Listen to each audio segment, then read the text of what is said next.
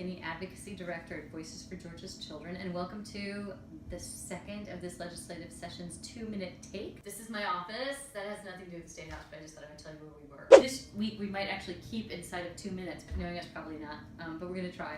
What happened this week at the State House? Well, there were some beauty queens, and there was some barbecue, and there was a lot of work going on. They passed the amended fiscal year 17 budget. The FY17 budget is the budget that we're spending, the state's spending right this minute. Like the state is running on the FY17 budget right this minute, but they usually come in and amend it or fix, like add things into it or move a little bit of money around so that it functions better, because when you do it a year before, it's kind of hard to tell sometimes how many kids you're gonna have in school or how many folks on Medicaid or whatever.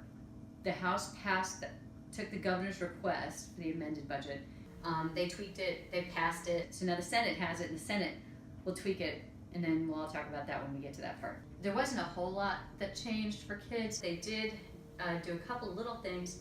They added money for per diems for public defects foster care families. Originally that was going to start in FY18, but they kind of moved it back to increase the per diems to April, so that's kind of exciting. Also increased the per diem a little bit for relative care. The other thing that happened is people are dropping a bunch of bills, and by dropped, I don't mean that they took them and dropped them on the ground or threw them in the trash. It's kind of the opposite of that. When you drop a bill is when it kind of starts. There's a little wooden box in the Secretary of the Senate's office or in the Clerk of the House office with the hopper, and once your bill is drafted, written, they put it in this little box, and that starts the process where then the bill is sort of born and given a number and starts its long journey to success or failure through the State House committees, where it will either live or die based on our advocacy and their voting.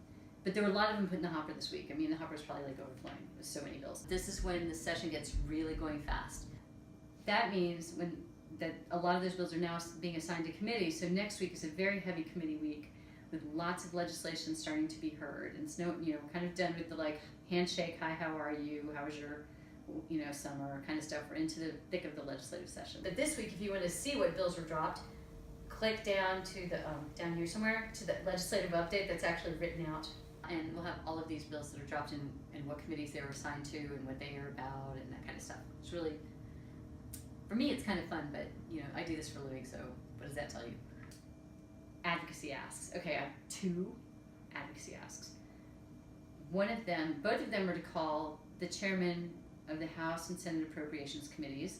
Again, those links are down here in our little bio thing under my screen. We'd love for you to let them know that you support the raises for the juvenile court judges. They've worked really hard and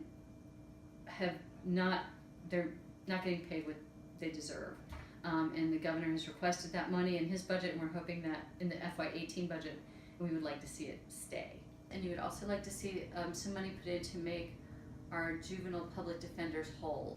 Because right now we have a lot of juvenile court prosecutors, which is fine, but we don't have enough public defenders. Those are the folks that go to the court and oftentimes defend the children in court. So we would love to see money for public defenders. And actually, we're not even up to our statutory minimum, like what law requires us to have. So we would like for you guys to call and say, we need more juvenile court public defenders.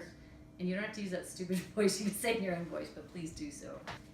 Other than that, Andrea, who records these videos and is my friend and coworker, is going to Costa Rica. So you guys are lucky and you get a break next week. You don't have to watch any of this next week because she will not be able to record it. And I will not record myself on a selfie doing this stuff. I just can't. So, anyhow, Andrea will be in Costa Rica, and we can just live vicariously through her while we slog it away at the State House. So next week there will be no video, but there will be a legislative update every week, no matter what part of the world Andrea goes to. So until then, and I'll see you in 2 weeks, but you can read about all this stuff this week and next week and thereon. Ciao! Have a great week.